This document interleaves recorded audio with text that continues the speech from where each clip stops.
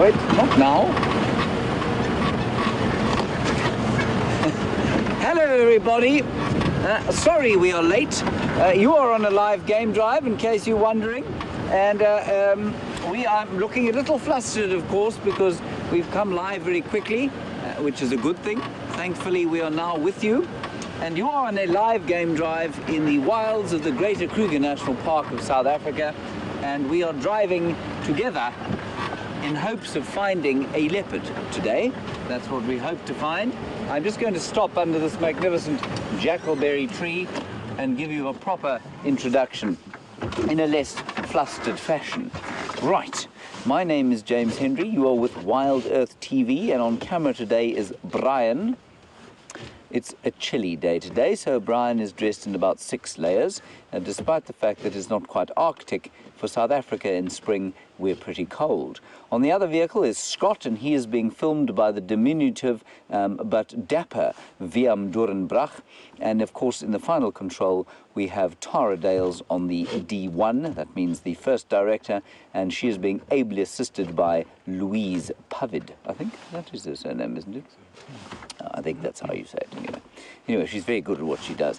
And then we have Eugene, and Eugene, of course, has been running around like a proverbial blue-arsed fly because we haven't had any signal until right now.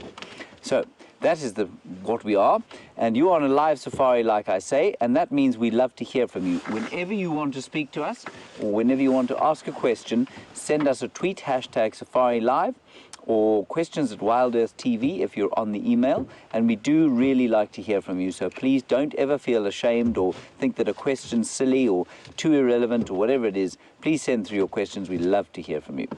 We had a couple of really nice questions from some first-time viewers today, and it was good to hear from them.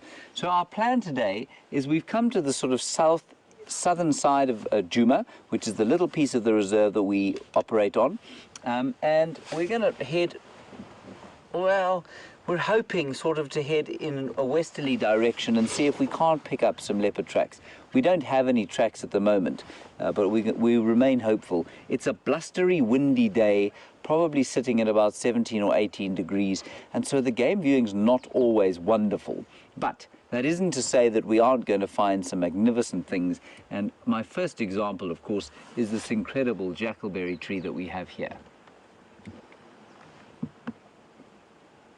You can see it's turned yellow, and that's an odd thing for a tree to do in spring, of course, but a jackalberry is what we call semi-deciduous, so that means it's not quite an evergreen.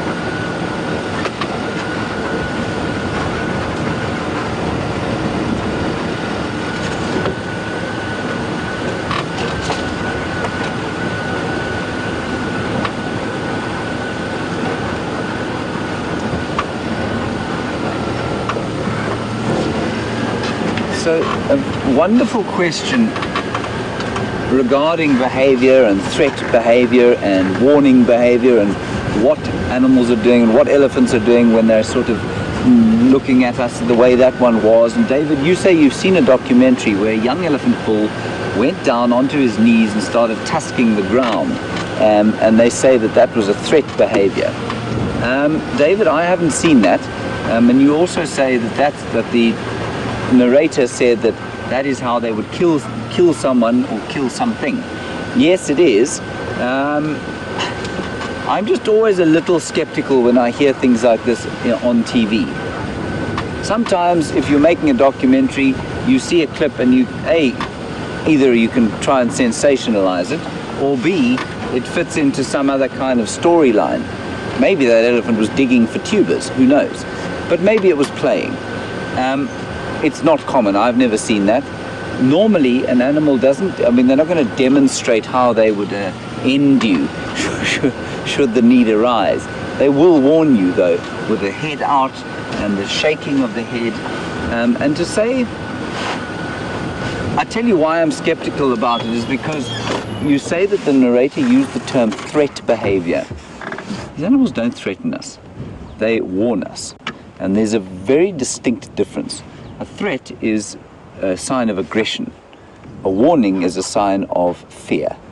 And that's what these animals do. So that's interesting behavior. I've never seen it myself. I'm a little bit skeptical that it was a genuine kind of demonstration of what would happen should that young elephant try to push through an attack. It's possible, though. I might be quite wrong. Right. I think these elephants are disappearing into some pretty thick bush now.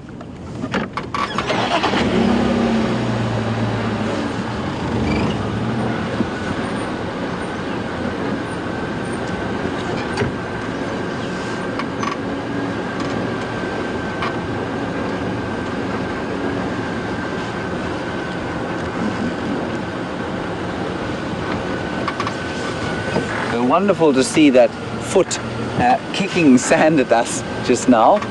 That's also quite typical of an elephant who is just saying, go away, leave me alone. And Vicky, Christy, Donna and Lisa, you say he was trying to get rid of us. Well, absolutely he was. And he has succeeded to a certain extent. They've gone into some thick bush into which I'm not going to follow them. But what I will do, there's another road up here and they're heading towards our eastern boundary. So I think we're just going to drive around and see if they don't walk across and we get another view of them. It's a bit of a bonus to find a herd of elephants, well, any time, but especially on a day like this. Game viewing on a day like this is not easy. So we need to milk all the sightings for what we can. So I'm going to go around onto the eastern boundary and see if we can't get another view of them. Drive a little bit quicker to try and catch up with them. And if you're perhaps a new viewer, please remember, we love to hear from you. Hashtag Safari Live or questions@wildearth.tv on the email.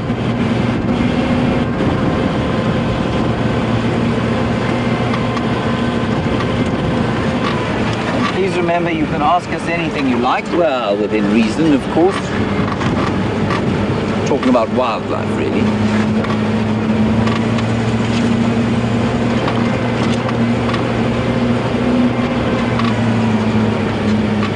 We're just filtering through this bush here. Not sure where they're going. There's definitely no grazing around for them at the moment, so they're eating almost exclusively off trees. The odd leaf that's left, and now, of course, the flowers of some of the combretum trees. We'll try and find some in leaf that isn't being devoured by an elephant, or in flower that isn't being devoured by an elephant, and you can have a look at the flowers.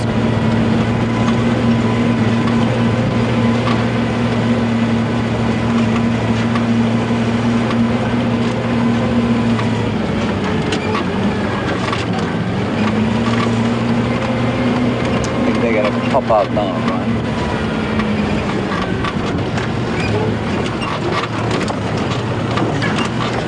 They may, of course, turn in a completely different direction and make me look like an imbecile.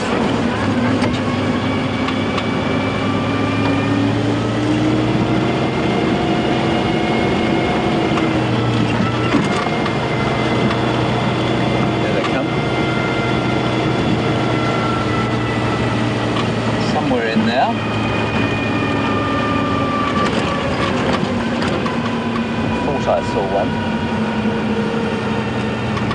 There they are. Is that an elephant? That's not, it's a bush. Sorry, I haven't seen an elephant yet. Fine, have I gone mad? Potentially maybe. They're in here somewhere, I promise.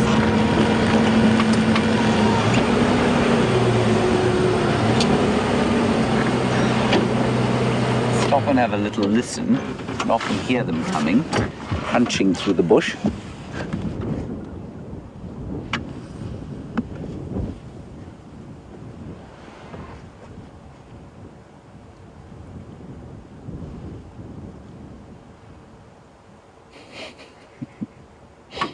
Totally dead silent, but for the wind rustling through the dry vegetation. Oof, look at that steel grey sky. That's a heavy sky, that is. This is quite typical weather for this time of year, you know. We start to get fairly what look like moisture-laden skies. We might get the odd spit of rain, but it will have virtually no effect on the vegetation. It will evaporate almost as soon as it hits the ground. Brian, I think I've gone stark raving insane. I'm pretty sure they should pop out right where we are. Right, let's sneak a little bit forward. See what we can see.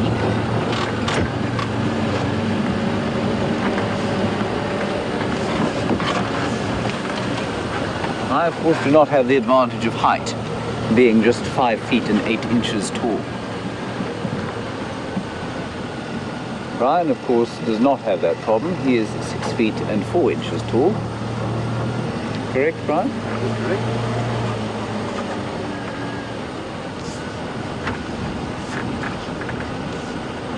I really at a slight loss, to be honest.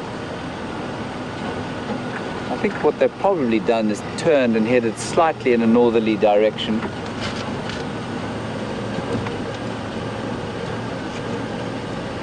Anyway, I didn't want to follow them into that thick bush. They were just a little bit uncomfortable.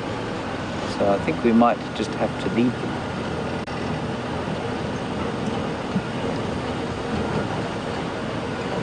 I hope you're all most impressed by the way I'm driving. Brian, are you impressed? Exceptional. Thank you. Being a presenter, of course, we have very fragile egos. If we don't get a lot of acknowledgement, we get very upset.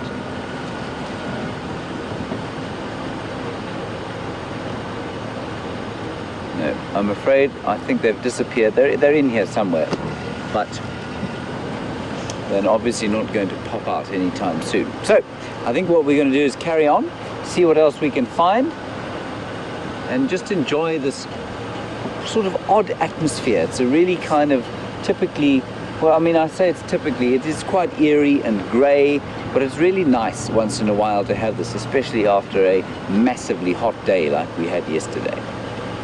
I'm just going to pull over here. There seems to be a car trying to get past us. What it's doing on this road, I couldn't possibly tell you.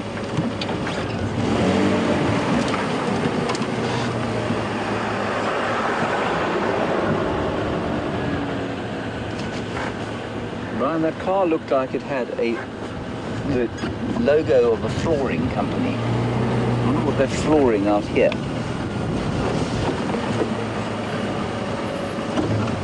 Right, on we go.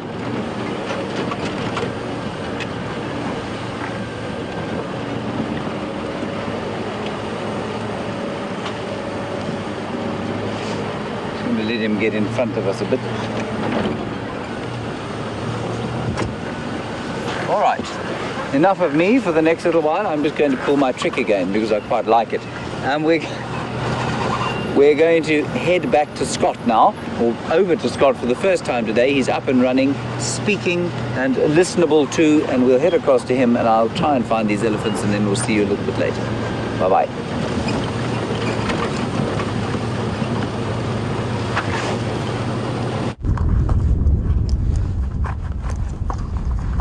Hello everyone! And welcome on board a faulty Wendy. That's why I've got one earpiece in my left ear and one in my right, so I can have comms with both the Game Drive channels and the Final Control. No different from this morning, so it seems like the gremlins are out to get us today. Anyway, at least we are out here and looking forward to finding anything interesting. I started making my way towards Arathusa, but because we don't have radio signal there, I've had to retreat back to Djuma, and we just got back here and making our way slowly towards Balanites Road. So we're going to try and work the western corridor of Djuma in the hope that we may find some leopard. There's been quite a few leopard moving around in that general area. Shadow and Madiba. For those of you who don't know, Sindile has been officially renamed by the Arathusa Guides, which was actually mainly Sean and his tracker Reese, and they got to name him because they were the first people to find him basically 12 months ago. So exciting that he has been officially named, and now we have to drop the Safari Live name that we were using for him, Sindile. Anyway, enough of that. He and his mother have been lurking in that general area, but in Arathusa, and also reports of Tingana and Kwatile mating. So another two leopards also mating in that general area. There's a chance that they may come back into Djuma, hopefully. So let's carry on. I'm happy to hear that you did get off finally to a great start with James, and it sounded like a wonderful, wonderful elephant sighting at Buffelshoek Dam. And always good to start out the safari on a great sighting like that. It kind of takes the pressure off. And now we can mosey about and see what else we can find.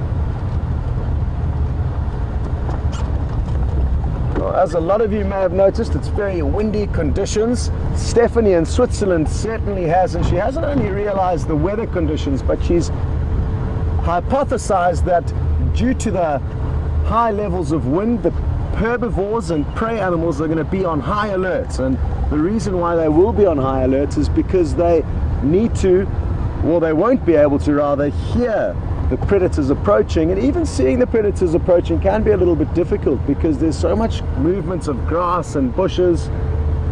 And Stephanie's inquired further as to whether the predators will be more active because it's cool, and yes, I think they certainly will be. They're more inclined to be active in cooler weather.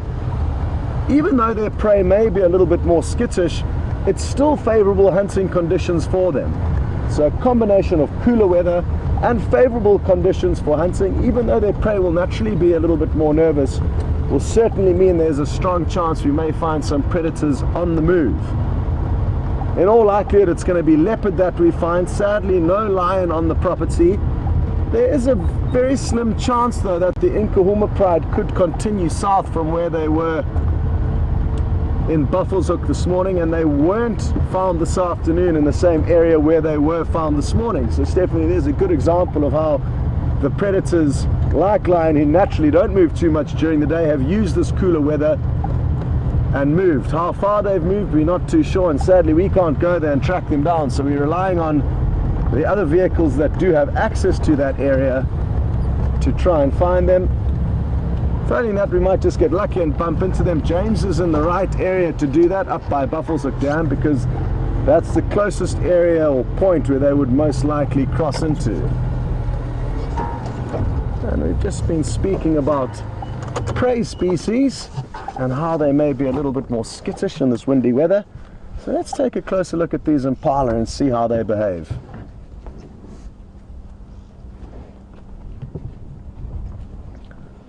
What we can also notice as VM slowly begins to zoom in is that some of the females are beginning to show signs of their pregnancy, Their stomachs are beginning to bulge, ever so slightly, but you can certainly notice a little bit of a bump on her belly, and it's certainly not because it's times of plenty. You can see it's very dry, and now we can see the skittish behavior due to the wind. Looking around, not knowing whether the crackles of leaves blowing in the wind are predators approaching.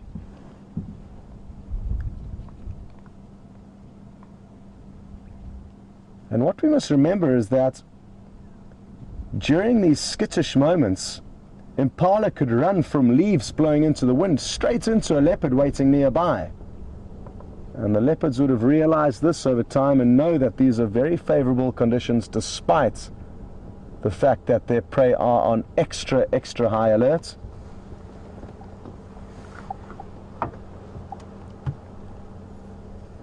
It's quite interesting. There's one female that's been left behind, and she's staring intently in the direction where everyone's running away from. Ears pivoting from side to side, and no, enough's enough. She too has had enough.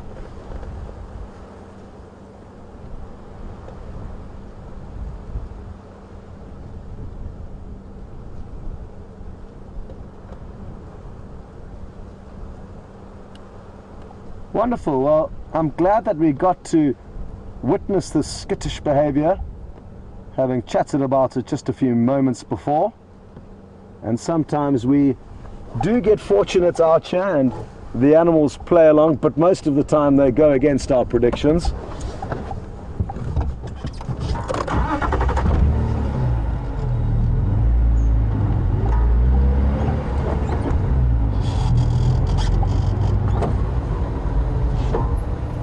I just forgot about the scorpion burrow that VM found this morning, and it's just behind us, so we're going to go back and have a look. For those of you who weren't on the sunrise safari, you sadly wouldn't have got to see that awesome little sighting. It was brief, but we saw a very cool scorpion. It's a burrowing scorpion that lives in the sand.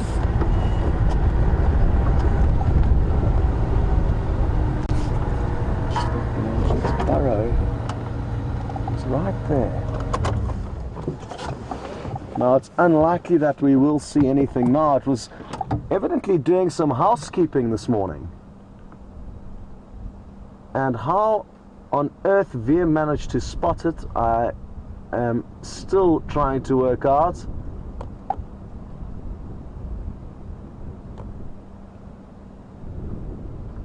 And especially the fact that it was active during daylight hours. You tend to find scorpions are far more active at night, under cover of darkness, when less predators can cause trouble for them.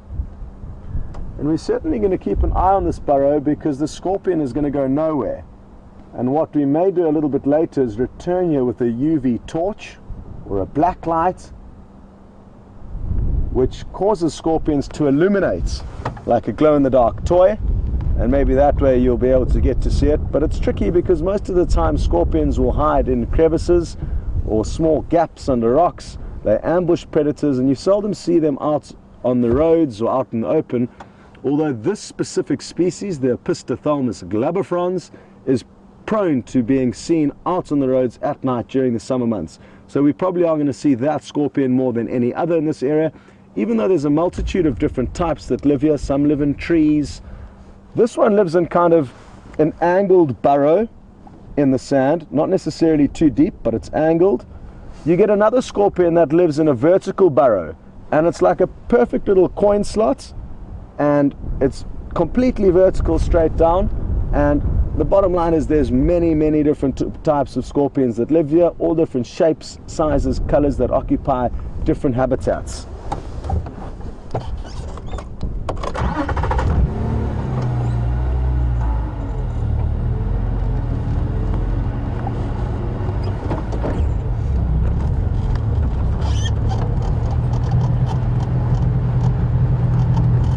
And this species, as well as the other one that burrows in the sand, the Cheloctonus jonesii, both excavate their own burrows, so they do not rely on other animals to create their homes,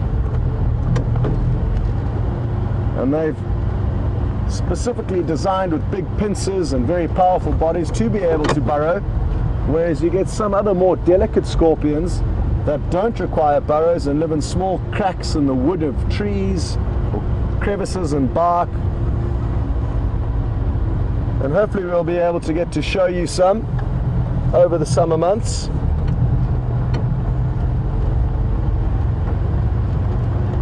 Or some of the different species. The one that we saw this morning we will certainly be able to show you again. It's a very, very aggressive scorpion, so a tricky one to handle. And even if you pick them up on their sting perfectly, and therefore they cannot sting you because you're holding them by their weapon, this specific species got very, very powerful crab-like pincers, and it reaches back and tries to grab you on the hand or the fingers, and it can be quite painful. They can even draw blood. The sting of this specific one isn't too bad, and what I discussed this morning, but I'll repeat very briefly now for you, is that the way you differentiate or determine whether a scorpion is dangerous to us or not is by looking at the sting. And if the sting is very big in comparison to the body, then you need to be careful. Another thing to look at, and possibly even better than looking only at the sting, is the size of the pincers. If the pincers are very thin and delicate and almost non-pincer-like, you'd have to be very close to see that they can even open and close. They kind of look like the legs of the scorpion. Then you need to be careful. Whereas if the pincers are very large and lobster-like, or like a crab, and very prominent, then the danger comes from the front end, and the sting is usually quite mild. And I really do love scorpions, and I've been stung by quite a few, but have yet to be stung by the most dangerous in South Africa, called the hairy thick-tailed scorpion. But I do have a friend who was stung 3 times on the foot, and he was administered to hospital. It's got a cocktail of venom, combination of cytotoxic and neurotoxic, but mainly neurotoxic. And the pain that he felt was incredible. He was biting on a wooden spoon to try and relieve the pain, and he wasn't holding back the tears either, and he's certainly not a weakling, but he was brought to tears. And even a week after that scorpion sting, he was still a bit shaky and off balance due to the neurotoxic effects that the venom had on him. Most of the scorpions, though, their stings are kind of similar to a bee sting, so not too bad.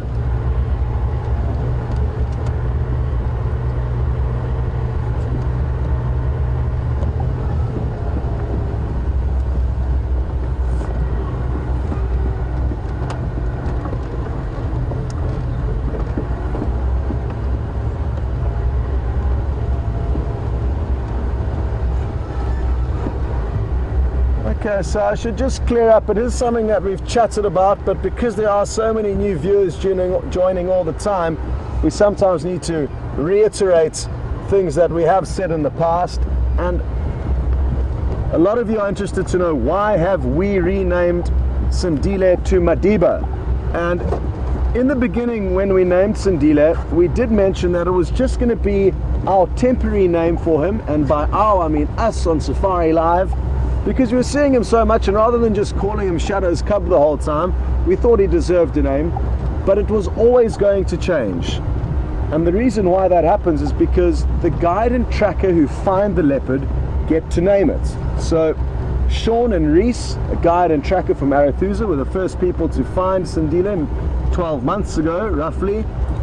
And usually in this area, leopards will only be named when they are becoming independent or have shown signs of making it through the most dangerous and perilous stage of their life, which is when they're cubs. And there's a strong chance he is going to survive to adulthood, and now that his mother has been seen mating with Tingana, he's going to become independent very shortly. So now we are going to adopt the new name, as we always were going to. So I hope that clears that up. And still on the topic of Shadow and Madiba, we've got a question through from Heike, and she's interested to know, as I've just said, she's been seen mating recently and should give birth in about 3 months. And Heike would like to know if and when she does give birth, will she still tolerate Madiba being around? And she certainly will, and there's going to be a couple of reasons for that. Even though she would prefer him not to be around, he's going to be bigger than her by then. He's already a little bit bigger than her. So she doesn't really have a say in the matter. And I've seen in the past a leopardess in a similar scenario who's given birth to cubs. Although her cub, when she did give birth, was 2 years of age, he's only going to be about 15 months when she gives birth. But anyway, this 2-year-old male leopard used to stay with the tiny little cubs and kind of babysit them. Not that it was concerned in their well-being, but it knew that every time she made a kill, she was going to come back to those cubs, take them to the meat, and then he was going to be able to cash in on easy meals. So you do find leopards that hang on too long at home, no different to some humans, I guess, and keep living an easy life with their parents looking after them, or at least in this case, his mother looking after him. And had fond memories of the father, the mother, the older 2-year-old cub, and 2 tiny smaller cubs in a sighting together, 5 different leopards. So we could be seeing something similar to that in the coming months. Wouldn't that be great?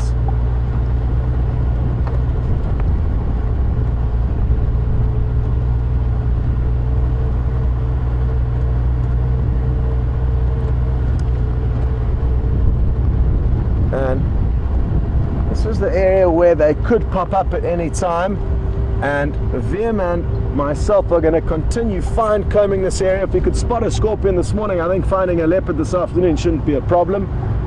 And while we continue searching for other scorpions or leopards or anything else in between, we're going to send you across to James for an update.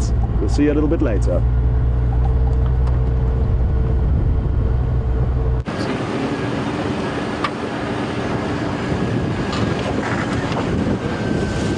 Hello everybody, welcome back to this blustery, grey, leaden-skied, magnificent day in the Lowveld. I believe Scott took you to an inactive scorpion den.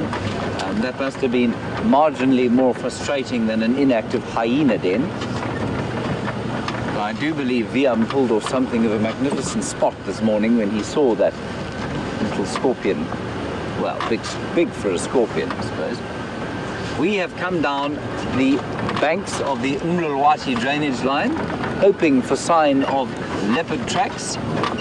We have not found any, I'm afraid. We did see two Inyala running at roughly 300 kilometers per hour. Ooh, that's quite nice.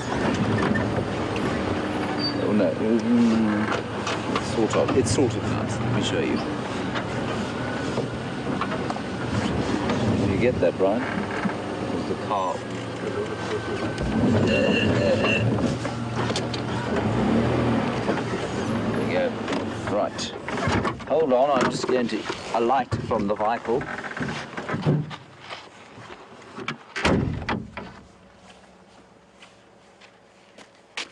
What we have here is a rubbing post. And a rubbing post, Brian, is used for? Rubbing! Yes, correct, absolutely, for rubbing. And this will be used by a variety of animals, including buffalo, warthogs. This one's a little bit small for elephants, of course, so not so used by elephants. Rhino also, when they're around, will use it. And this one, you can see, has been polished to a fine sheen. You see that? Mm-hmm. It's completely smooth. And you can see they only use the one side of it. I think this probably used to be a knobthorn tree, and it's, I wonder if it was actually, it's probably a Combretum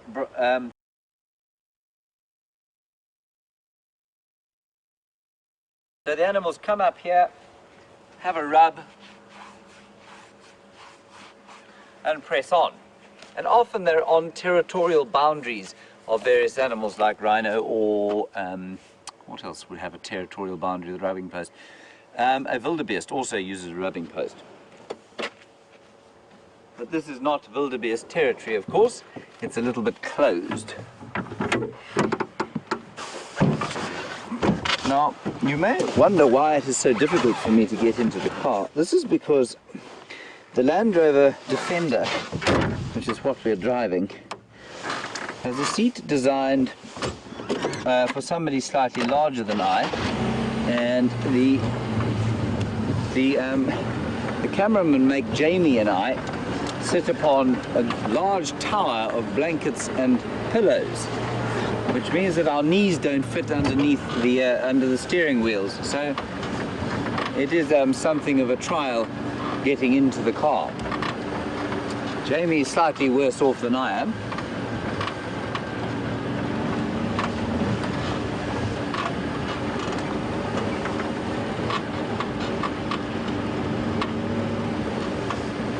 Ryan, do you see any leopards?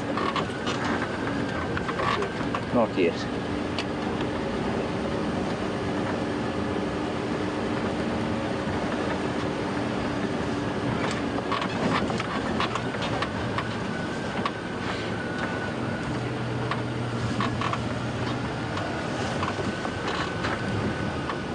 So while we're driving around looking at not much at all, quite a nice question from Lyle in Washington.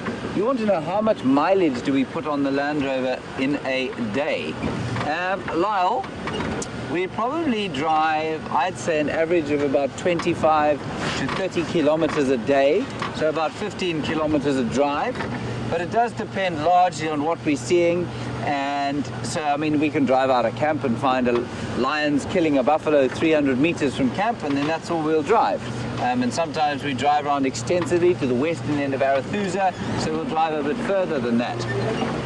But yeah, it really does depend on what we're seeing at the time as to whether how far we drive. So 30 kilometers is roughly, in miles, Brian, say about 12 miles. 12 miles a day, 6 miles a drive. A bit more than that. I can't do the conversion in my head at this point.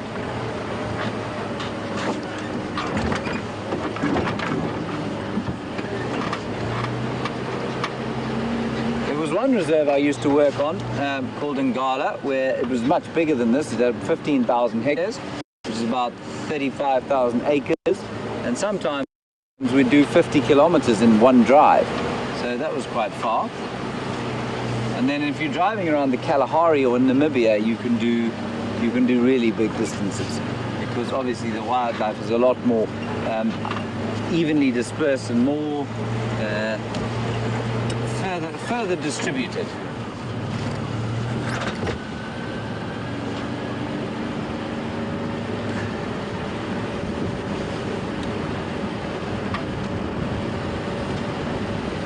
Let's stop around this corner, have a little listen and an assessment of what's going on.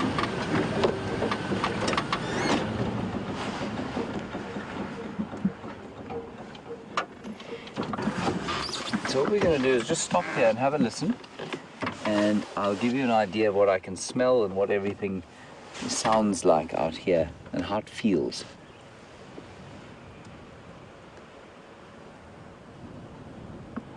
I'm sure all you can hear is the wind, and at the moment that's all we can hear also.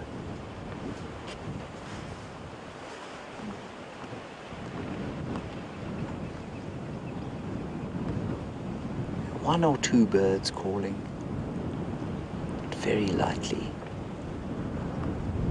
as we go in towards the evening.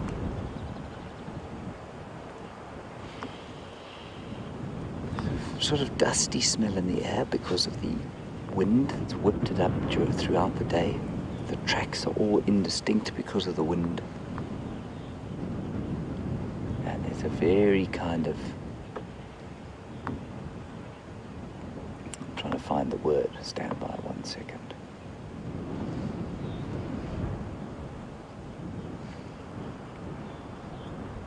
There's a very, it isn't eeriness about the atmosphere, but it's also very energetic.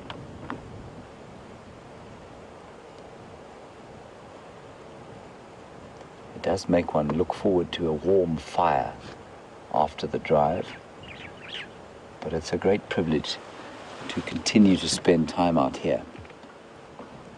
Like I say, it's really nice to have a bit of grey every so often, because in the summer months and in the winter we don't have many grey days, and we do get very, very hot.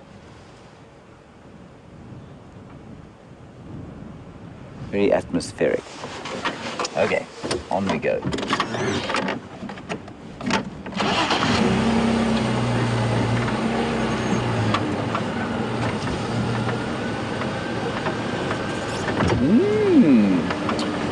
And these clouds, of course, look like they could be bearing water or rain. I don't. And Dennis and Lakeville, you'd like to know, when was the last time we had measurable rain? Well, Dennis, I've been here since the 20th of May, and I haven't seen any rain here at all. So that's almost 3 months without a drop. Brian, when was the last time you saw rain here? April, probably March. Yeah. Dennis, I'd say March, probably early March. So it was a very dry year. I think they only got 250 millimeters of rain, which is roughly 10 inches of rain, which is not a lot.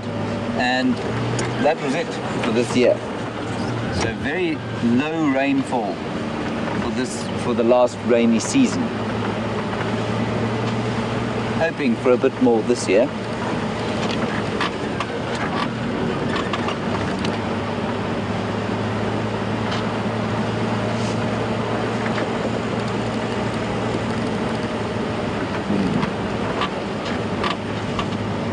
And a lovely question about the dryness, just following on the theme of the water.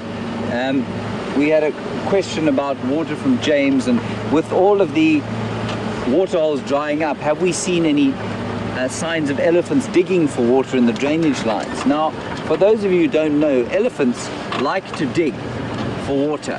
They don't like muddy water if they can avoid it. You've got leopard tracks there, right? Old ones or new ones? Can't be sure. Okay, well, we'll drive along and have a look. I'm just going to have a quick look, and then I'll get back to the elephant discussion. And I think these are the ones we followed the other day. It's very difficult to tell track ages when it's raining, when it's windy like this. The tracks become very indistinct. So, James, I haven't seen any obvious evidence of digging yet. It will happen here. I've seen certainly some old elephant holes that have been dug, and the elephants like to dig down to the water table and allow the sand to filter out the muck from the water so that they can then drink it. And human beings do exactly the same thing in this area, especially outside where there's very unreliable water sources. If people are thirsty, they will often dig for water and let the water filter up through the sand. It's a very natural filter. But mostly what's interesting also is that the elephants will go towards the larger rivers. The drainage line here, the Mlorwati, which is our biggest one, is not particularly big. And while there are possibly some areas that can be dug for water in, it's more likely that they'll go to bigger rivers in the Sabi Sands. The Sand River, of course, will carry water all year. Well, most of the time it does. And that's to about 5 k's to the south of us. They will also go across to the Manyeleti River, which is off, say, it runs through Elephant Plains and a little piece of Arathusa. And that Manyeleti River is a dry riverbed, and the elephants, it's big. The elephants will be able to dig for water there. This drainage line here is probably a little bit small, and I don't think it carries enough water for them to be digging in it. But I have seen some evidence of it. Lovely question, that. As the wind continues to bluster at us. I'm not sure that bluster can be used as a verb, Brian. I think it works quite well, though.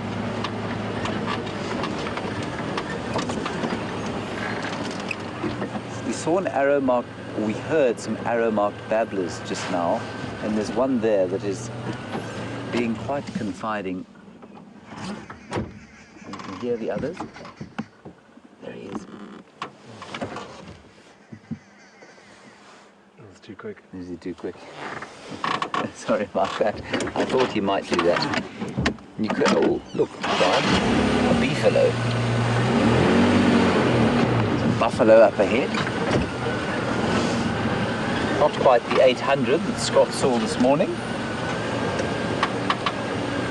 More like the 3. 3 buffalo bulls. 4 buffalo bulls. 5 buffalo bulls. 6 buffalo bulls.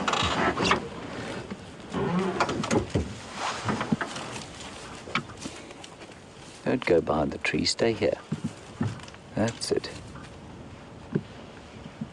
Now these buffalo bulls are interesting, especially in light of the fact that you saw Scott with this morning, or maybe you did. If you didn't, Scott saw a massive herd of buffalo today. I think he saw the stragglers, about 200, but they reckon that that herd was almost 800 strong. So that's a huge herd of buffalo. And these bulls, of course, will not partake of the herd anymore. And that's because they are a bit old, they're past their breeding prime, and it's just a bit of an issue. It's difficult for them to try and breed and compete with the other bulls who are in prime condition. If you look carefully at them, you can see their horns are worn away. That's from a lot of fighting. They've obviously have been scratching their horns on the top of trees for a long time, and so that wears away the top of the horns. And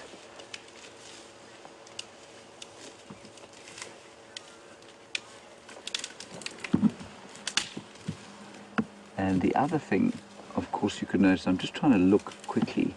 Here, you can see it actually. If you look at the scrotum, not a particularly fine thing to look at, but the scrotum of that buffalo there, that's quite a nice example of it, has atrophied.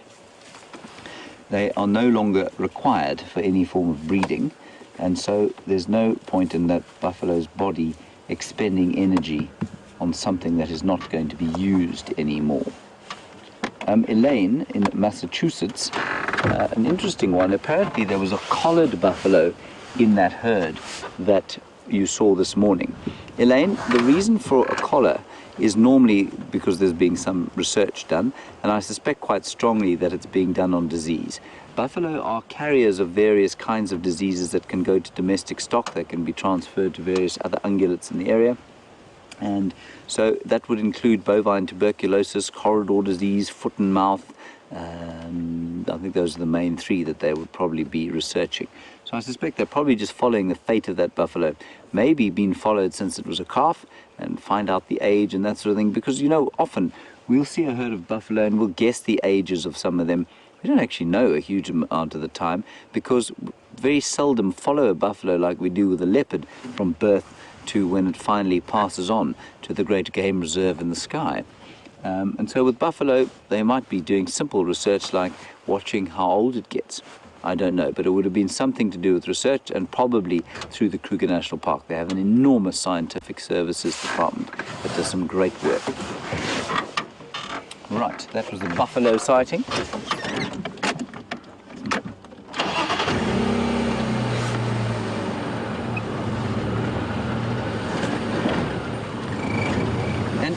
If perhaps it was a female, there's some speculation that they often would collar a female rather than males. That would simply be because the females like to stay in the herds, and the bulls will often wander off. So if they're doing research on the whole herd, then they would definitely collar one of the females, one of the cows, because they're far more likely to stay in the herd than some of the bulls, like those guys who will eventually just drop off the side of the herd. Sometimes young bulls also go off like that, often with older ones, and that's because they are at the other end of the scale. While those old bulls are too old and decrepit to fight for breeding opportunities, and the young ones are in the same boat, but they're just not quite big enough yet.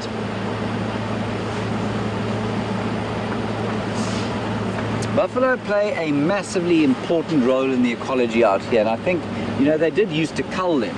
In the old days, before people did enough proper research, and they didn't realize how important this stuff was. Buffalo used to be culled.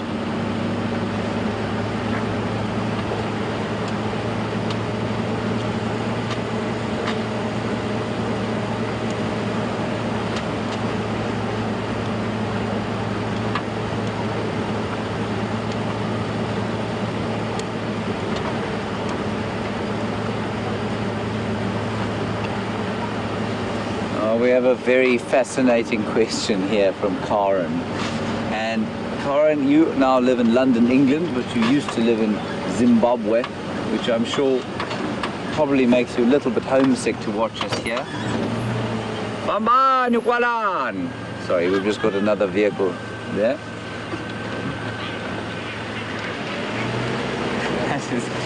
That is dear Florence, who works with us. She is extremely excited to make her world premiere on camera today. Thank you, Florence. Anyway, back to Karen in London, ex-Zimbabwe. Karen, welcome. You say that in Zimbabwe that you used to be able to predict the wetness of the season by looking at the weaver's nests. And as I'm actually going to take you to Treehouse Dam, and I'll show you what Karen means in case you don't understand. But weavers will build their trees, depends on the weaver of course, but they build their nests on the edge of trees and often over water. And Karen, you say that if the weavers built their nests further out before the rains came on the tree, it would indicate a bad wet season, presumably because they weren't worried about getting their homes too wet and inundated, and closer into the tree or the trunk under more shelter perhaps indicated that it was going to be a wetter season. And you'd like to know if we do the similar sort of thing here. Karen, I don't know of anything like that that is a particularly good predictor of a wet season. I tell you what we'll do though, I will show you this tree where the village weavers like to build their nests, and let's have a look. Let's see where they build them, and let's see if that is any form of predictor. I'm always slightly suspicious, of course, of these, shall we say, less than scientific methods, but that's really not to say that they aren't very valid. They just often lack a sort of a write-up or a rigor to them, but that's really not to say that they're not sometimes correct. And of course, the obvious question to ask about this method of rain prediction is, how on earth do the weavers know about what the weather's going to do? Now, I'm not convinced that there aren't animals out here that can tell. I wouldn't have the foggiest clue how they managed to tell, but it wouldn't surprise me at all if there were one or two animals or birds or reptiles or frogs that knew when rain was going to come. Certainly some of the birds are able to pick up on, I think, air pressure. Certainly some of the insects will come out just before the rain, I mean, we can see sky only, we can't feel the air pressure, and some of the insects will come out, and you'll see the swallows very close to the ground, swooping and picking them up, and that's often an indicator of a change in weather pressure. So, yeah, maybe some of the animals can tell. Whether they're very good at long-term prediction, I don't know. I certainly wouldn't throw it out of the realm of possibility, but I'd say it's up in the air. So Karen, we're going to pop over to Treehouse Waterhole here, and there's a big knobthorn tree at the one end of the wall that has a lot of village weaver nests in it.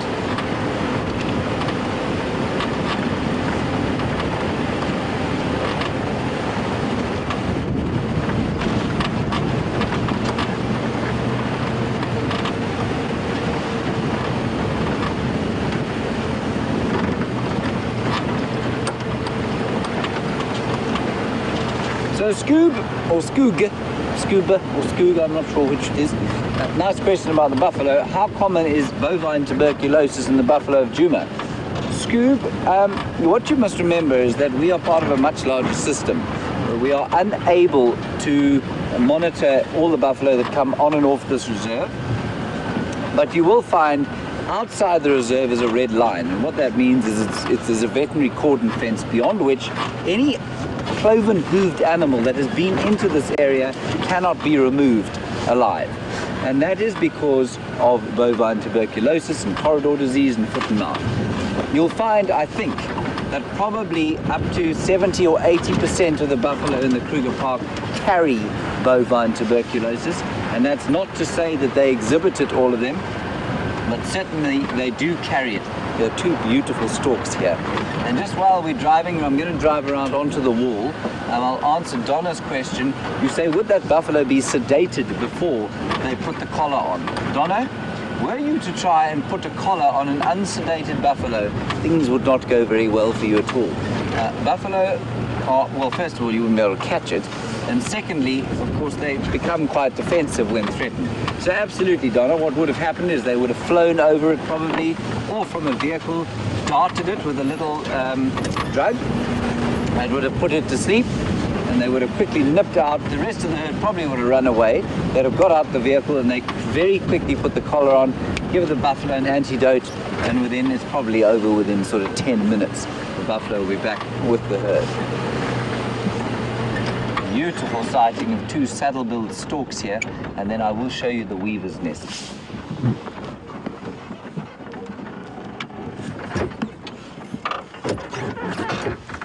Fortunately, a little bit nervous of the cars. Now, what they're looking for, of course, is a meal, and that meal at the moment is catfish.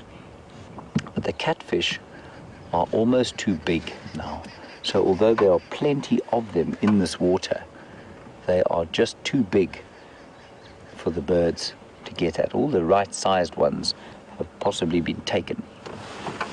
So although that bird has a pretty big beak and is a pretty vast creature itself, with hanging its wings out there, that's magnificent. They'll go and roost in a tree, probably a dead tree, just around here when it gets dark.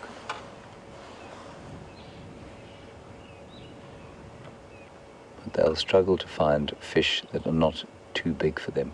That's a male and a female. In this light I can't tell which is which. You can tell by the yellow eyeshadow that the female wears.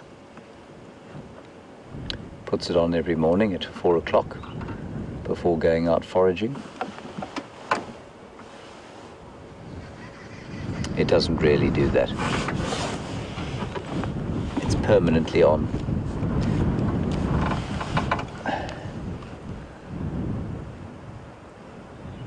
Looks to me, it's the front one there, that's the female. The front one has got, I just saw a little flash of yellow around the eye.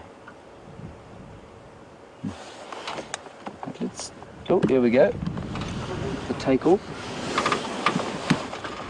That's wonderful, look at that, they're coming right over us. Beautiful. Well done, Brian.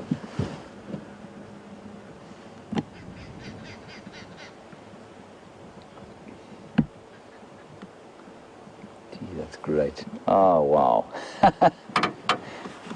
That's fantastic.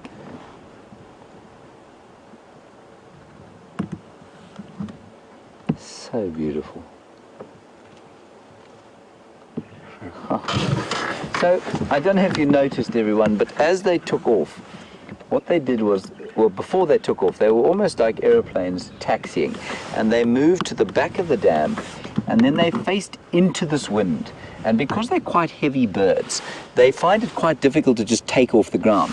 So they walked away from the wind, turned, just like an aeroplane does on the runway. They ran a little bit into the wind with their wings outstretched, and that lift, that extra wind, gave them nice lift, and they flew off and over here. Difficult to fly in these conditions. All right, let's go towards these weavers' nests before it gets totally dark.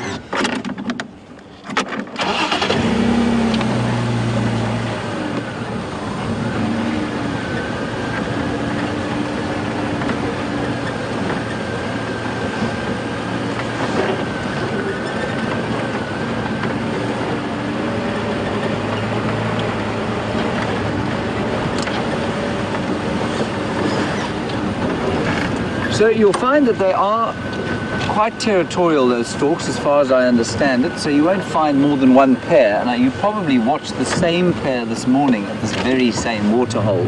I don't know exactly how big the territories are. I can find out though.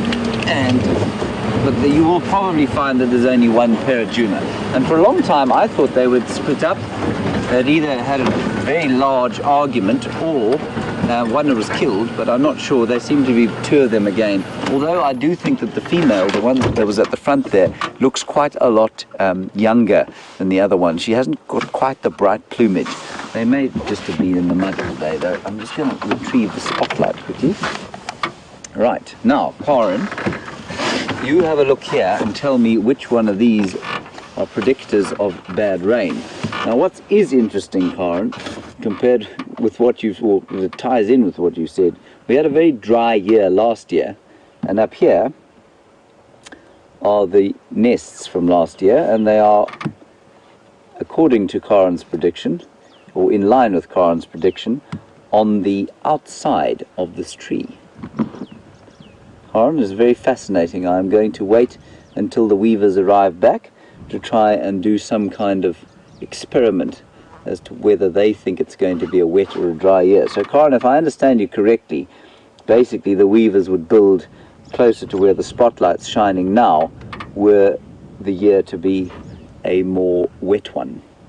Interesting. Old village weaver's nest. And the village weaver, of course, is a bright yellow, beautiful bird with a black spotted back and black wing covers. Lovely. Thank you, Karen, for that information. Just going to reverse.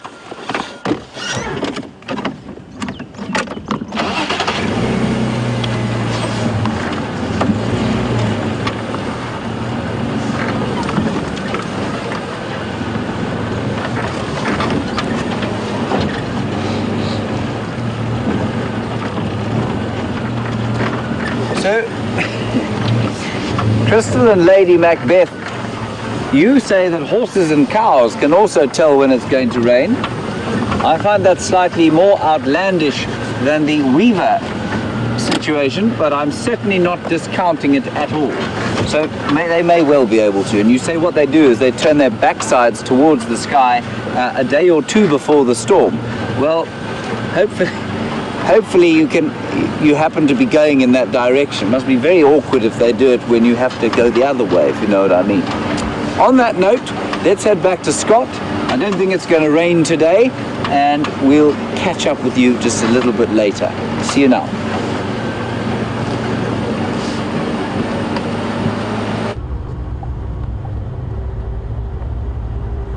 Well, some interesting chat regarding the weaver's nest. I've never heard anything about that, so interesting, and I'd like to chat with James about that around the campfire tonight.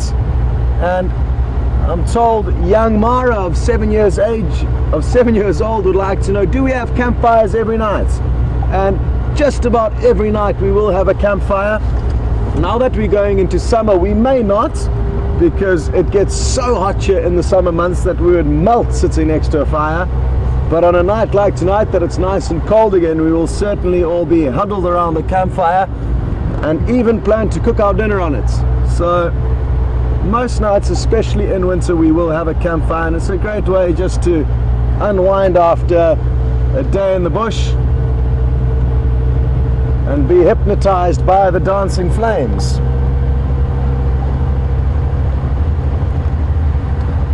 We haven't had too much luck where we've been driving this afternoon, and that's why you haven't seen us and you've been with James.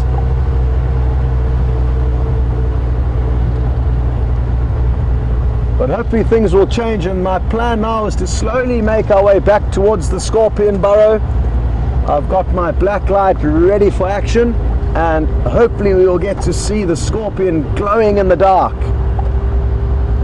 It glows a very similar color to any glow-in-the-dark toy. And even if we don't find that one, we may find another one.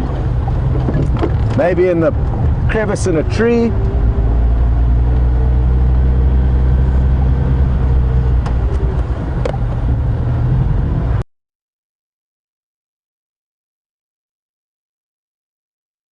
UV light, Stephanie in Switzerland, and she was interested to know if there are any other animals that we could use to help find in the dark. And not that I'm aware of. The scorpions have got a very specific chemical in their exoskeleton called hyaline, and it's this specific chemical that causes them, or compound that causes them, to fluoresce. And even if a scorpion has shed its exoskeleton, which they do as they grow, and is no longer alive, and all you can see is the skeleton of the animal, it will continue to fluoresce. So sometimes you get caught out and you just can see a pincer or a piece of a scorpion, but it's no longer alive. It could well be alive, the scorpion that was responsible for shedding it, but there aren't any other animals that I'm aware of. I could be wrong though.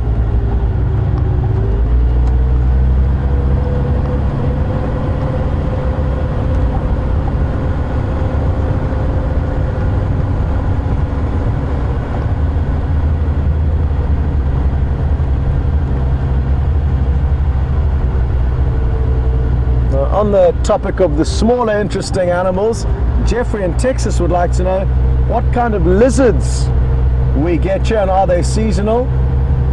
I've noticed a few small skinks still moving around in the winter months, but we probably will see more lizard activity. There's a multitude of different geckos that we get, as well as lizards. We get striped skinks and another skink, which name has just slipped my mind.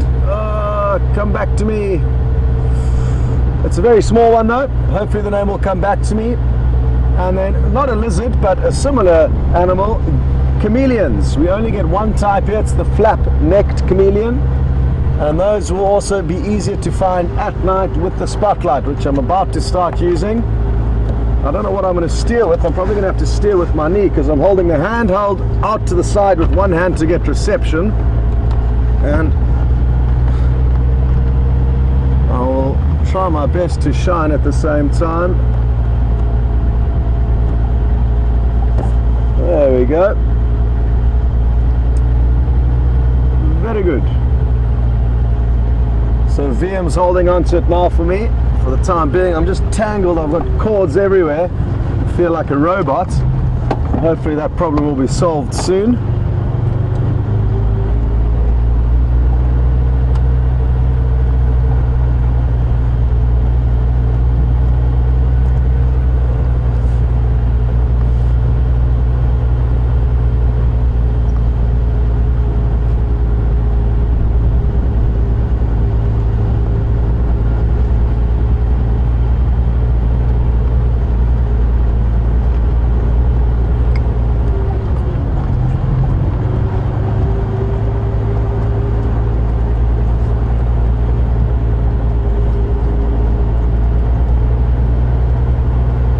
One thing we can look forward to in the coming months is a rejuvenation of the vegetation here at Djuma, and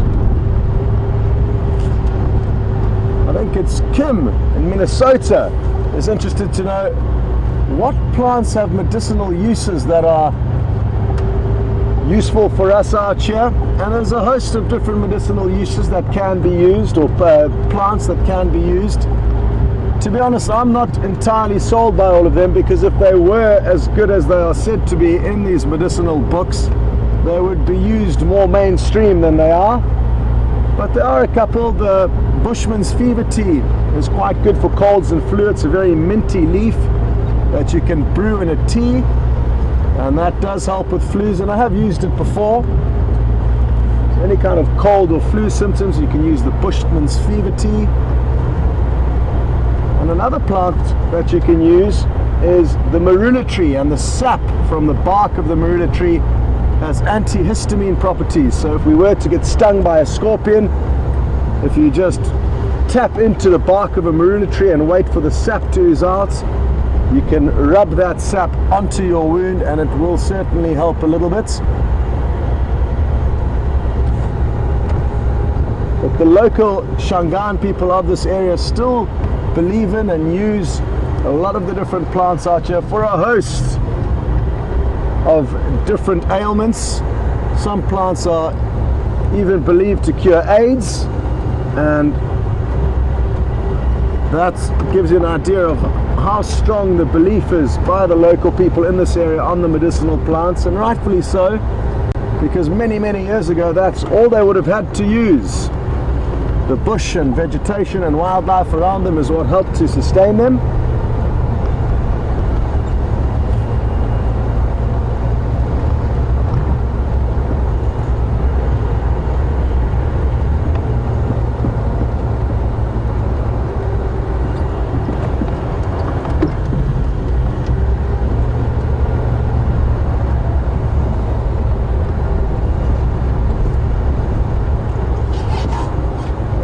I'm just going to check this tree for any crevices where we may find a scorpion hiding, and my black light only works when you're about a meter away.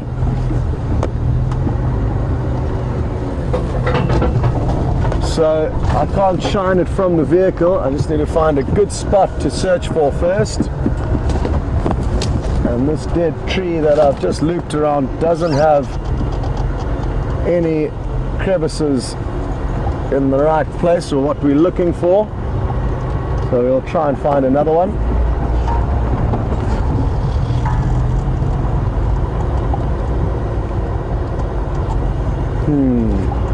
What we're looking for basically is usually dead trees, and we just need small crevices within these trees, and it's there that the scorpions will hide. Another thing that I forgot to mention is that the snakes are beginning to move, and that's really exciting stuff. I love snakes. We sadly don't see them as much as we'd like to, and they often slither off when they hear us coming. But early on I did see a snake track crossing the road.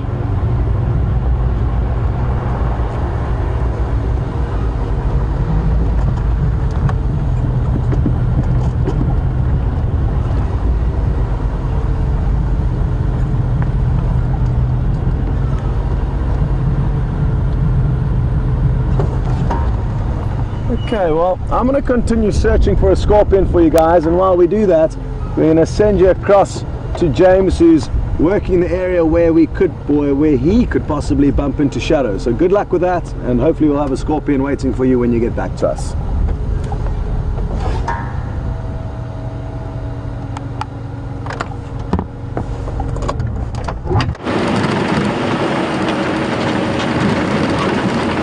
Hi everybody, welcome back to Jigga. We are trying desperately to find some form of animal life down here in the darkness, and we've come along what is now known as the Triple M break. I'm not really sure why it's called that here, but basically this is roundabout where Shadow was seen mating yesterday with Kwatile. Now I know that Scott came into this area earlier today. They do move around a lot when they are in the throes of passion, as it were. Sorry, not Shadow. No, hang on a second. Shadow was not mating with Kwatile. That did not happen. Before Twitter explodes, Shadow was not mating with Kwatile. Tingana was mating with Kwatile around about here yesterday evening. Yes, I nearly created the major issue there.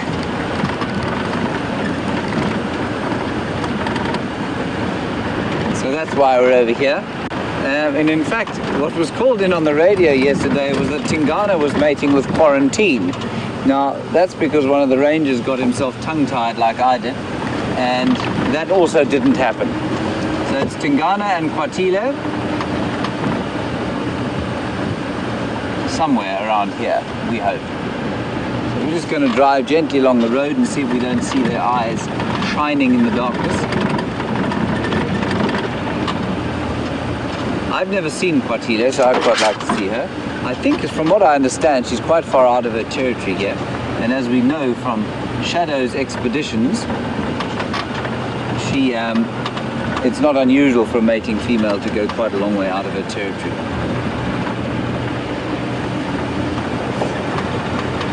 We might also, of course, bump into Shadow and young Madiba. aka Sindile, aka Nelson.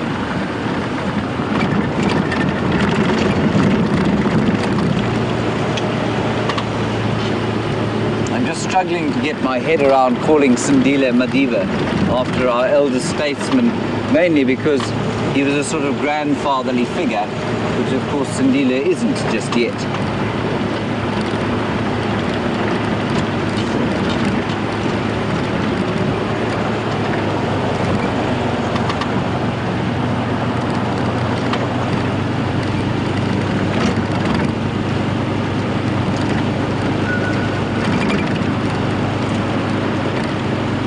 Not looking particularly good at this stage. Not many stars to show you, I'm afraid, given the bank of kilometre-thick cloud hanging over our heads. I can tell you that the temperature is roughly the same as it was when we started this drive. Hey, Brian? Yeah. It hasn't changed at all. There's some Impala to our right. It probably, yeah, I would say it's probably about 17 degrees. And I think that's been the same since this morning. So while the mornings are definitely warmer when the clouds are like this, the middle of the day obviously is quite cool, and nighttime doesn't change much. This wind does feel quite biting at times.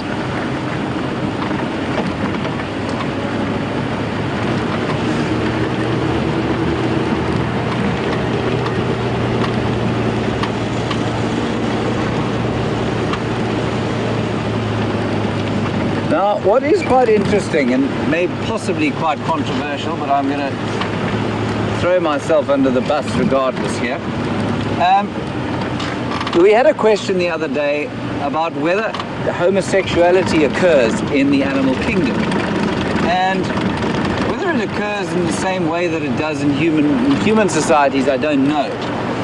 But what is quite interesting about that subject, and it is an interesting subject, is that what we do find is that there's often dominance displays in males, or what we perceive as dominance displays. There could be some form of homosexuality, and I think there are certainly records of what looks like it in the animal kingdom. So that's quite interesting. But the other interesting thing is that in human beings, remember, society frowned upon it for a long time. And what it meant was that, well, before I go down that road, what is interesting is that we don't know whether homosexuality has a genetic component, but that's the strong evidence would suggest that it does, in the same way that heterosexuality has a genetic component. And so while there could possibly be some environmental factors, it's probably largely genetic. Now, think about Western society. Until very recently, homosexuality was frowned upon very much, and men and women who perhaps were homosexual were pressured socially into marrying. And what that would have done, of course, was to perpetuate genes, homosexual genes that might not have been perpetuated otherwise. Now, what's interesting in the animal kingdom, if you have, say, a homosexual buffalo bull, he just won't mate, and so those genes won't be perpetuated. So I think that it probably does occur in the animal kingdom, and I think that it probably occurs less commonly than in human society because of the genetic component and the social pressure not to act on instinct that has been sort of so prevalent and also so deleterious and detrimental to human society until much more recently. So that is my take on that subject, and it was a very nice question that was asked. I forget exactly who asked it, but a very nice question, a very valid one, I feel. Thankfully, the days of prejudice seem to be slowly going away from us, although there are definitely still areas where it's not completely gone. Sorry, there is a car behind me and it's starting to irritate me deeply, so I'm going to pull off the road. They don't seem to be appreciating that we're trying to take a game drive.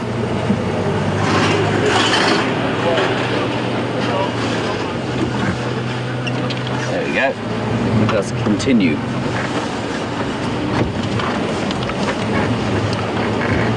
Right, sorry about that, everybody. I know that there are people who need to get in and out and they can't bumble along like we are bumbling along.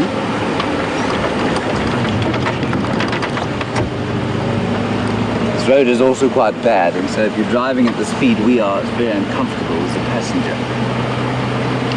Right. We are now, unfortunately, close to the Gari Gate, edge of the Sabi Sands, and that leads into Dixie, a beautiful little community to the west of us. And so we're going to turn to the east fairly soon and head back towards Buyatera and Gari, at least Juma. On our left is Simbambili, which we are unfortunately not allowed to traverse. And on our right is Juma. So we will take our first available road to the right.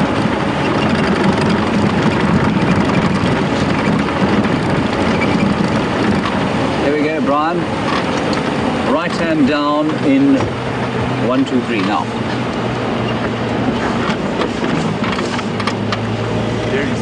Thank you, Brian. I do try to be a smooth driver. You're definitely the only person who's ever accused me of being a smooth driver, though. I have made numerous people car sick, completely unintentionally. Apparently I'm not very consistent on the accelerator. I tend to sort of push it down and up quite a lot, which results in people having to get out of the car sooner than they might.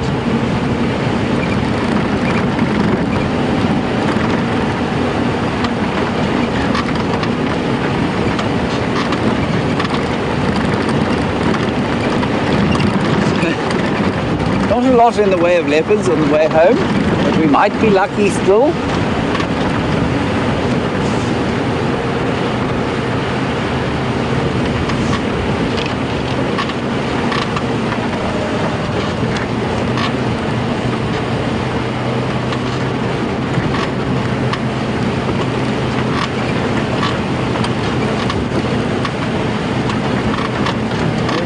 Lot of chatter recently on the interweb about a, shall we say, incident that occurred here on Saturday last. That was the incident, now infamous incident of the drone in the puddle. And we tried to do a tested drone flight where basically we're trying to get some aerial shots of Juma to add another element to the game drive. And so we brought along a little drone, and I say we, I mean the brains trust of Wild Earth, which is Graham Wallington, and he brought a magnificent little drone along here, and unfortunately it seemed to have found some form of manufacturing fault. And George, you would like to know who was flying the drone when it plummeted into Gari waterhole, frightening all the catfish. First of all, Graham was flying it. I then, as his gleeful servant, ran in to try and fetch the thing. I was utterly inept at doing it. I did catch many catfish by mistake, and then Graham himself came in and retrieved it in about 3 minutes. So it was retrieved, but unfortunately it was destroyed. The actual thing we think can fly again, but the camera was destroyed, and you can't get one without the other.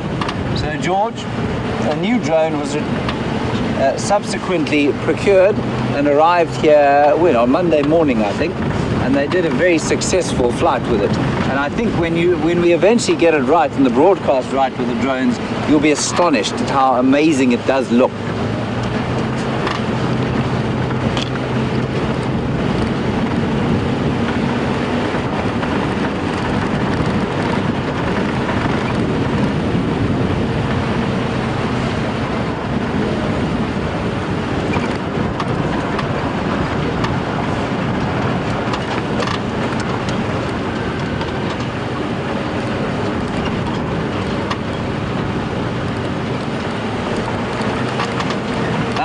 Eric, while we drive along with our normal visual light, you want to know why it is that scorpions glow in ultraviolet light? What is the evolutionary advantage? Eric, I actually know very little about the subject, except to say that, remember, they don't glow in the dark now. They only glow when they have that UV light on them. And so I'm not really sure why that is.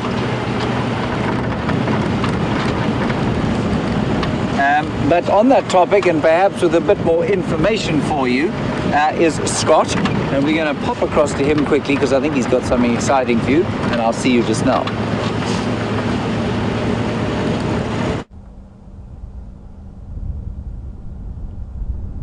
We've got lucky, everyone. And I know you can't see much, but what you can see is the glow-in-the-dark color I was talking about. This scorpion is actually pitch black in color. Hard to believe. And look at that bright glow coming off the UV light. Usually UV lights will make things that are white fluoresce, but in the unique case of the scorpion, who have this compound called hyaline, they too fluoresce. Now, we came here hoping to find the same one that VM found in the ground earlier this morning. Oh, it looks like it may be disappearing deeper into this crevice. Well, at least we did get you a glimpse of what the scorpions look like and how they do glow and fluoresce. This specific scorpion is an Epistocanthus asper, which lives specifically in cracks in trees like this, and it's living only probably 10 meters away from the scorpion that VM found this morning, which is a burrowing scorpion that lives in the sand. Now, earlier I did mention how scorpions occupy many different habitats out here in the African wilderness. Some live in trees, some live under rocks, others live in burrows in the sand, and this is just one of the many. This one isn't too venomous, and it was the first scorpion that I was ever stung by, and I've been stung by many of them. But interestingly, they're not very aggressive, and it's only really through default that you get stung every now and then.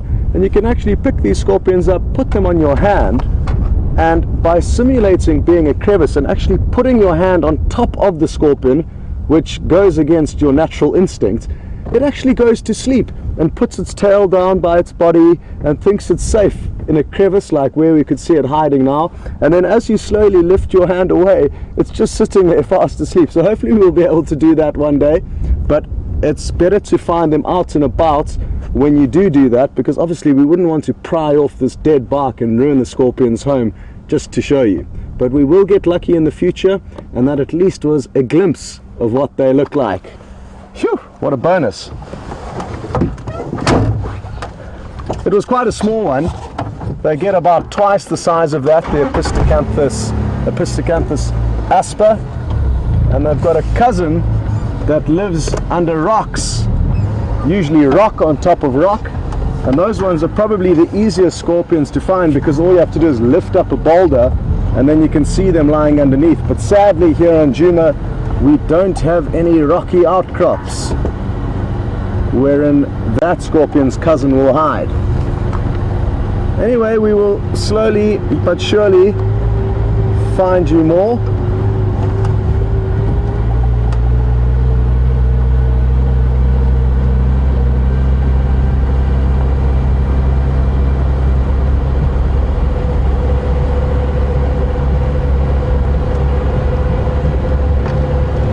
Now all I'm looking for is scorpions wherever I see, and small crevices in the trees for them.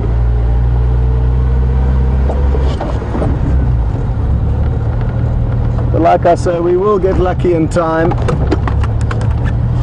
and be able to show you some better views of them.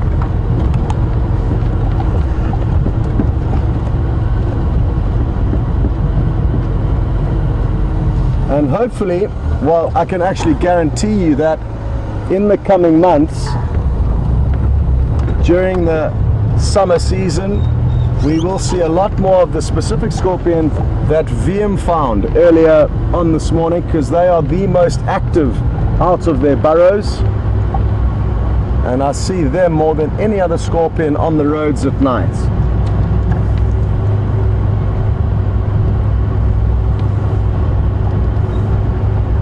The tricky thing is that little black light of mine it's not very powerful. I need to get a bigger one because you have to be about a meter away for it to be effective, which makes it a little bit tricky, but still great fun. And I've been horrified on many occasions and actually shown people just how many scorpions can be living around you without you knowing by walking around a campsite with that black light, and there are just scorpions crawling around everywhere. So some people have enjoyed that insight that I've given them. Others have hated me for it because they haven't been able to sleep at night knowing how many scorpions there are in the area. But it does depend on the individual wilderness that you are moving through. Like I said, they will all occupy slightly different habitats and niches.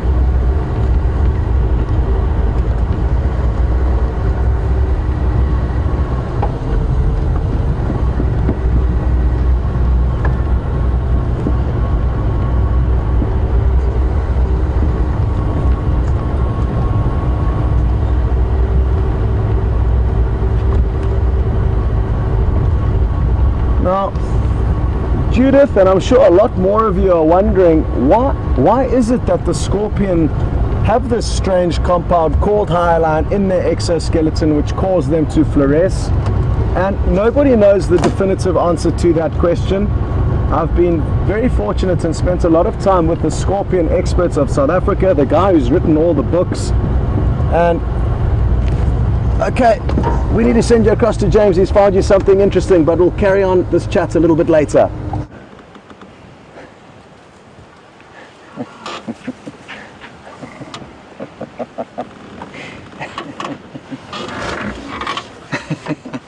Hello everybody, I'm sorry to pulled you away like that. We found a white-tailed mongoose, and as you came across, he ran at 156 kilometers per hour into the blackness of this rather blustery night. Sorry about that. I hope you enjoyed the scorpion. I'm rather jealous of it, to be honest. And Eric's question about why they glow like that has revealed a dearth in my knowledge. I should know that question, and I hope Scott managed to explain it. If he didn't, we'll go and find out.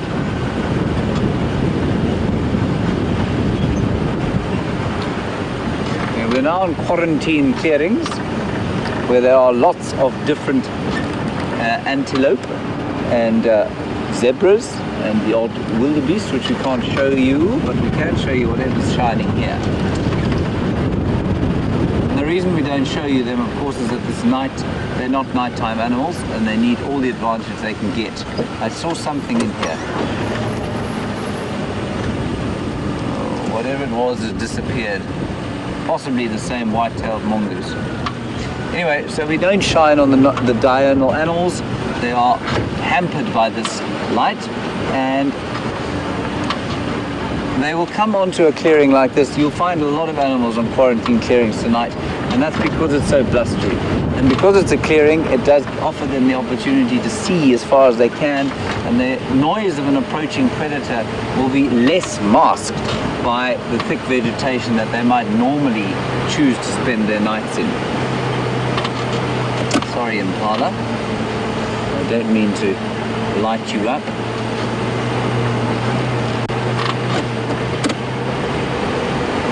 Anyway, there's been some side-striped jackals and all sorts of things around here.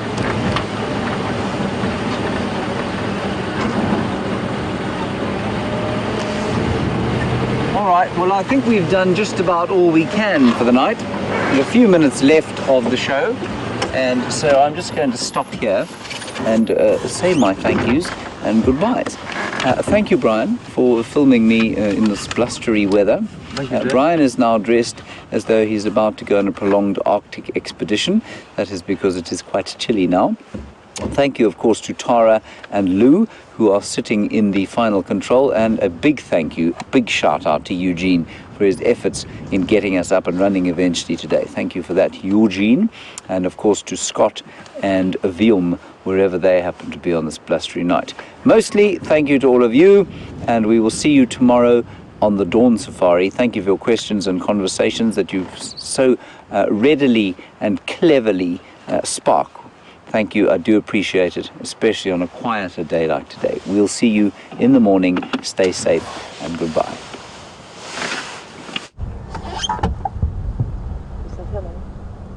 Well, we were just talking about it earlier. Look at the snake. I don't know what it is, and I can't look in my binoculars. I'm kind of tempted.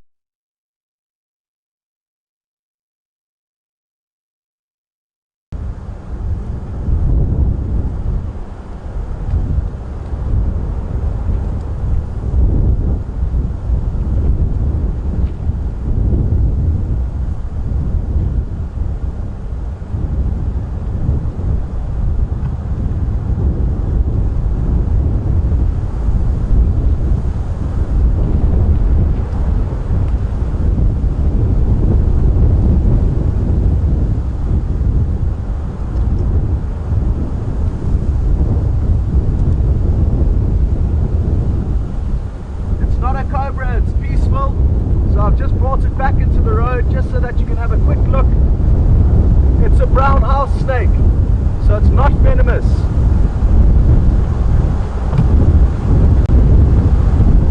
And I don't want to pick it up and distress it, but I just wanted to give you a closer look. Wonderful! Yay! A scorpion and a snake. Who would have thought? What a bonus. I just didn't want to interfere too much with its evening, so I just shepherded back towards the road just so that you could have a closer look. It was called a brown house snake, completely non-venomous. If it bites you, nothing will happen, and it's a constrictor, so it suffocates its prey to kill it. And wasn't that a pleasant surprise after just speaking about snakes earlier, and we don't get to see them very often. What an absolute bonus, and a great way to finish off what was a cold and windy drive this afternoon. So I hope you've all enjoyed the safari. We will continue answering all the questions about scorpions tomorrow, and we'll hopefully find some more for you tomorrow night, so don't worry about that. A big thanks for all the messages and support. Sorry about the tech issues earlier. Well done, Vim. Thanks for your camera work. Thanks to Tara, who directed the show, and to Louise, who was lending her a hand. I hope you've enjoyed it, and we look forward to the next adventure tomorrow.